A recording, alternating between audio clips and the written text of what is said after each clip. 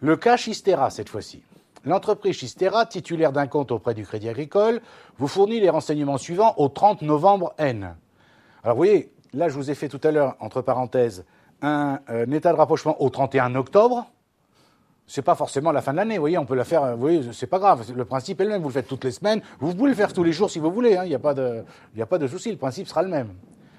Donc l'entreprise Chistera titulaire d'un compte auprès du Crédit Agricole vous fournit les renseignements suivants au 30 novembre N. Solde du 512 Crédit Agricole tenu par l'entreprise, débiteur de 52 148.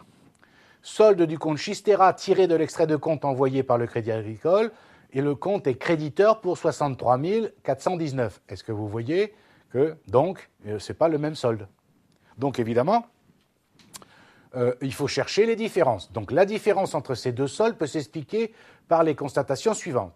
Le chèque MC, etc., tiré à l'ordre du fournisseur au Segor, a donné lieu à une imputation de 4 637 dans les comptes de l'entreprise, Chistera, alors qu'il figure sur le relevé de compte pour 6 437. Ça y est, est-ce que vous comprenez? La maladie des comptables, inversée de chiffres, classique. Oui, parce que j'espère que vous comprenez que vous, ou moi, quand on a passé l'écriture dans notre comptabilité, évidemment, on a enregistré 4 637, mais au débit et au crédit. Est-ce que vous me suivez? Non, vous ne comprenez pas ce que je dis. C'est-à-dire que on n'a pas, je ne dis pas qu'on a mis 4 637 au débit, par exemple, et 6 437 au crédit. Je ne dis pas ça. Non, vous n'y êtes pas, là, vous n'êtes pas concentré, vous ne comprenez pas ce que je dis. D'accord? L'écriture a été passée correctement. Sinon, il n'y a pas besoin d'attendre le relevé, l'état de rapprochement bancaire. On aurait vu tout de suite que l'écriture n'était pas équilibrée. Donc il ne s'agit pas de dire on s'est trompé parce qu'on a mis un montant au débit et un autre montant au crédit. Il ne s'agit pas de ça. On a bien mis la même somme au débit et au crédit pour notre écriture. Simplement, ce que l'on a mis au débit et au crédit, bien qu'étant la même somme des deux côtés, n'est pas la bonne somme. Est-ce que vous comprenez pour que ce soit bien clair, qu'il n'y ait pas d'ambiguïté. D'accord? Donc je répète. Un chèque tiré à l'ordre du fournisseur au Segor a donné lieu à une imputation de 4 637 dans nos comptes, alors que sur le relevé bancaire, c'est 6 437 qui apparaît. Et après vérification, il s'avère que ce dernier montant est exact. Ce que je vous disais tout à l'heure, autrement dit, c'est la banque qui a raison, c'est pas nous. En clair, présenté différemment, sur le chèque que nous avons rempli, il est bien écrit 6 437, mais dans nos comptes, en enregistrant l'écriture, on a enregistré 4 637. Ça y est, vous me suivez bien? D'accord. Deuxième chose, le virement du client Jérôme, figurant sur l'extrait de compte à la date du 29 novembre, n'a pas été enregistré dans les comptes de l'entreprise, montant 5 239 €. Le chèque LP 65 458, tiré le 27 novembre à l'ordre du fournisseur BAC, n'a pas encore été présenté à l'encaissement, 8 082 €.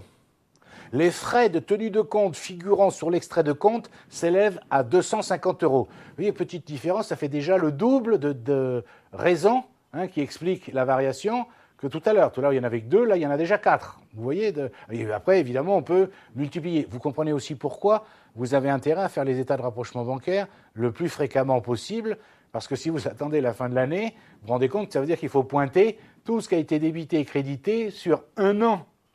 Un travail de fou, vous comprenez ce que je veux dire? Alors que si vous le faites régulièrement, puisque vous avez réajusté à chaque fois, il y a moins à vérifier, bien entendu. Alors, l'état de rapprochement lui-même, alors, évidemment, vous voyez, c'est exactement, je ne change pas d'avis, bien sûr, exactement le même principe que tout à l'heure. D'un côté, le 512 chez nous, et de l'autre côté, nous, à la banque, avec débit-crédit des deux côtés, bien entendu.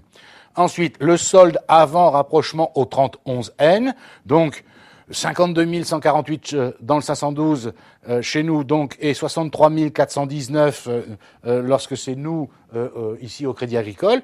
Et ensuite, les 4 lignes qui expliquent les variations que nous avons vérifiées, les différences. Donc, le chèque, etc., il y a une erreur, vous voyez, 6437 moins 4636. Est-ce que vous voyez que, je vous rappelle ce qu'on a dit, c'est que on aurait dû créditer le 512 pour 6437, alors qu'on ne l'a crédité que pour 4637. Donc, pour corriger, ça veut dire qu'on va créditer de la différence 1800. Vous voyez, c'est pas compliqué une fois qu'on a compris le principe, bien sûr. Ensuite, qu'est-ce qu'il y a? Le virement du client Jérôme, nous, on ne le savait pas, donc on n'a pas passé l'écriture. On regarde sur le relevé de compte en banque, on voit en fait, vous le comprenez, que sur le relevé de compte en banque, sur notre relevé de compte en banque, au crédit du relevé de compte en banque, il doit être marqué virement client Jérôme pour 5239. Nous, on ne le savait pas. Eh bien, ça veut dire qu'il faut l'intégrer maintenant. Mais on l'intègre où chez nous? Au débit, puisque ça augmente le compte en banque. Très bien. Après, un chèque à l'ordre de BAC, nous, on l'a enregistré, donc il n'y a rien à faire chez nous, mais la banque ne le sait pas encore. Donc du côté bancaire, je vais débiter 8 082 €. Et enfin, des frais de compte, la banque les a intégrés dans son calcul, mais nous, on ne le savait pas. Est-ce que vous êtes d'accord que quand on va enregistrer chez nous, les frais de compte, c'est une charge? Enfin, oui, c'est une charge. Ou en tout cas, c'est quelque chose qui va diminuer le compte en banque. Le compte en banque, ça va à l'actif. Un compte de charge, quand il augmente, ça diminue le compte. D'accord? Un compte de charge, quand il augmente, on le met au débit. Mais le compte d'actif, quand il diminue, on le met au crédit. Ben, je mets 250 au crédit. Et regardez, cette fois-ci, je calcule le solde du 512 chez nous et le solde nous à la banque, le solde final, vous voyez bien, il est du 55 337 des deux côtés. Ben, ça veut dire que l'état de rapprochement bancaire est correct. D'accord? Alors, maintenant, il faut passer les écritures. Est-ce que vous voyez ici que c'est très simple, les écritures, vous les avez sous les yeux? Est-ce que vous voyez qu'il faut... Alors, la question est-ce qu'on passe 3 écritures ou est-ce qu'on passe une seule écriture? On s'en fout. Vous pouvez passer une seule écriture.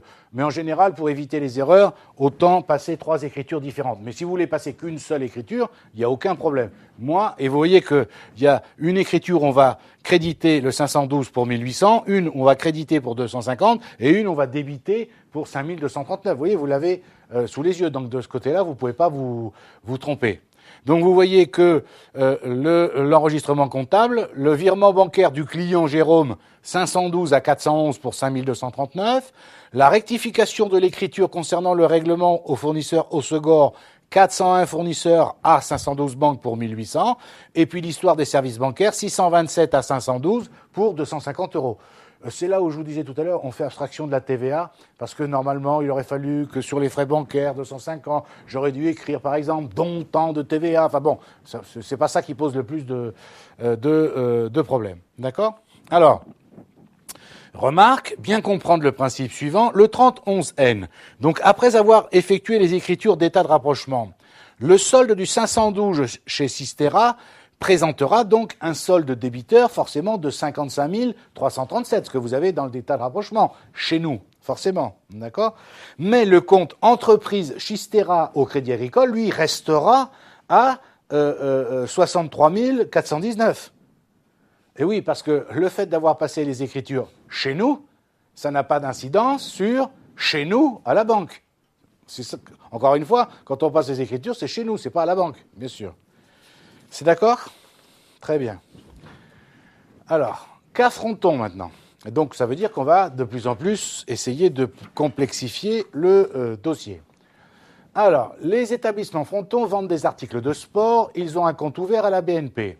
On vous fournit en annexe les 2 documents suivants. Voilà, je vous le dis, c'est très souvent comme ça que dans le cas d'un examen, ça se présente. En fait, regardez bien. Premier document, le 512, donc chez nous, chez Fronton, avec, vous reconnaissez ça, c'est comme si c'était le compte en T, dans le grand livre. D'accord? Regardez bien. Vous avez le report à nouveau, donc il était débiteur le 15/09 à hauteur de 24 527, et puis après on voit tous les comptes et toutes les raisons pour lesquelles on a débité le compte et toutes les raisons pour lesquelles on a crédité le compte. Est-ce que vous me suivez? Avec crédité, j'ai payé un fournisseur, Alter, Poids, Out, Ballon, la TVA, enfin tout ce que vous voulez. Et au débit du compte 512, un virement d'un client, un versement d'espèces, une remise à l'encaissement, encore un versement en espèces, un virement du client, etc., etc. Donc ça veut dire que vous voyez, donc ça c'est à la fin du mois, on a un solde ici débiteur, donc le 512 chez nous, de 19 716 euros. Ça va, c'est clair pour tout le monde? Maintenant, deuxième document, est-ce que vous allez le comprendre tout de suite, c'est quoi? Le relevé de compte bancaire. Soit qu'on a reçu par le courrier, soit qu'on a téléchargé sur Internet. Et là, évidemment, le principe est exactement le même. Le report à nouveau, 24 527, et puis après, les différentes opérations dont a eu connaissance la banque, et en conséquence, elle a débité ou crédité notre compte en fonction de ces différentes opérations. Et vous voyez que le solde à la fin du mois est de 60 021. Je vous rappelle, vous vous rendez compte que le solde chez nous était de débiteur de 19 716. Alors que sur le compte en banque, il est créditeur de 60 021. Je ne sais pas si vous voyez l'importance, l'écart énorme que ça fait. D'accord? Et il est précisé qu'en cas de différence, les sommes figurant sur le document 2, autrement dit, les sommes figurant sur le relevé de compte, doivent être retenues ou considérées comme étant exactes. D'accord? Alors, là, on est vraiment très proche de la réalité, là. Vous me suivez, là? Vous voyez? Très, très proche. Et qu'est-ce qu'on va faire? Est-ce que vous comprenez que ça va consister à prendre les deux relevés, enfin le 512 chez nous et nous à la banque, et pointer les sommes qui sont pareilles. Une qui doit être débitée chez nous, donc créditée à la banque, et ou une qui a été créditée chez nous, et donc débitée à la banque pour le même montant. Est-ce que c'est clair? D'accord? Donc il faut faire, la première chose, c'est le pointage. Donc le pointage peut s'effectuer grâce à un système de lettrage qui assure une correspondance entre les montants portés sur les deux documents. Alors par exemple, d'accord, sur le premier document, vous voyez, on met des renvois petit a, petit b, petit c si on veut. Ça, c'est dans la réalité. Dans le cadre d'un examen, c'est même pas la peine de s'embêter. Vous voyez, on pointe, etc. Mais si vous avez un relevé de compte qui commence à faire 4 pages, est-ce que vous commencez à comprendre? Parce que là, pour vous, là, vous croyez que tout est facile dans la vie. Ça peut être un peu plus compliqué. Vous imaginez, selon la taille de l'entreprise, des centaines d'opérations peuvent apparaître sur un compte en banque. Donc vous imaginez que ça ne va pas être fait en 5 minutes, selon le cas. Surtout si vous ne faites l'état de rapprochement qu'une fois par semaine ou une fois par mois. Il peut y avoir eu des centaines d'opérations. Il faut tout pointer. Et là, c'est pas, oui, non, mais ça se fait tout seul. D'accord? OK, il peut y avoir des soucis. Vous êtes... OK. Donc, vous voyez, on pointe très très bien. OK. Et ce travail préliminaire met en évidence que le montant de 12 118 euros, c'est-à-dire le virement crampon, doit être porté entre autres sur l'état de rapprochement. Il n'y a pas que ça, mais on pointe. Et regardez l'état de rapprochement, lui, c'est toujours le même problème, le même principe plus exactement, le 512 chez nous et nous à la banque. Les soldes avant rapprochement, débiteur chez nous de 19 716 et créditeur, nous à la banque, de 60 021. Et on a comparé, est-ce que vous me suivez? On a comparé chaque élément, et en comparant chaque élément, on s'est rendu compte de quoi? Par exemple, le chèque 137, vous voyez chez nous, regardez bien, chez nous, le chèque 137, il est crédité de 8 164. Est-ce que tout le monde le voit bien? Donc, normalement, dans le relevé de compte en banque, le chèque 137, il devrait être débité de la même somme, c'est-à-dire 8 164. Ça va, tout le monde me suit? En fait, qu'est-ce qui se passe? À la banque, ils n'ont pas débité 8 164, mais ils m'ont débité 8 614. La maladie du comptable, qu'est-ce qu'on a fait? On a inversé deux chiffres. Il est précisé ici que, en cas de différence, c'est le compte en banque qui est correct. Donc regardez dans l'état de rapprochement, est-ce que vous êtes d'accord qu'on a crédité le 512 chez nous de la différence, puisque c'est la banque qui a raison et pas nous. D'accord? Le virement crampon 12 118, le virement crampon, nous on ne le savait pas. D'accord? Or, il est marqué sur le relevé de compte en banque, donc chez nous, ça vient augmenter le compte en banque. Et ensuite, eh bien, si on avait pointé, ben, qu'est-ce qui reste? Les chèques 139, 140, 141 qui ont été crédités chez nous, d'accord? C'est-à-dire que on a passé les écritures chez nous, mais la banque, elle, ne le sait pas encore. Pourquoi? Parce que nos fournisseurs, c'est lesquels? 139, c'est-à-dire le fournisseur ballon, notre assurance et le loyer n'ont pas posé notre chèque à leur banque. Donc notre banque ne peut pas le savoir encore. Ben, autrement dit, notre compte, nous, à la banque, ça diminue. Donc comme c'est l'inverse du 512, puisque forcément c'est réciproque, eh bien, il faut le débiter 17 927, 7 250 et 3 600. Et quant aux frais de tenue de compte, c'est l'inverse. C'est quelque chose qui est inscrit dans le relevé de compte au débit. D'accord? Ça veut dire que la banque nous a retiré 140 €, mais nous, on ne le savait pas. Donc, voilà encore une différence, sauf que chez nous, bien sûr, on va le créditer. D'accord?